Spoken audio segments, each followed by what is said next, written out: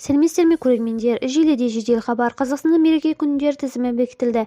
Үкіметтің 27 шілдеде қаулысына сай елімізде мереке күндерінің жаңа тізімі бекітілді. Жаңа тізімде 19 мереке бар. Кеңес әскерлерінің шектеулі контингентінің Ауғанстаннан шығарылған күні 15 ақпан, алғыс айту күні 1 наурыз, аналар күні мамырдың 2 жексенбісі. Саяси қуғын сүргін және ашаршылық құрбандарын еске алу күні 31 мамыр. Қазақстан Республикасы мемлекеттік рәміздер күні 4 маусым, әкелер күні маусымның 3 жексенбісі, ұлттық домбыра күні шілденің 1 жексенбісі, абай күні 10 тамыз, спорт күні тамыз айының 3 жексенбісі.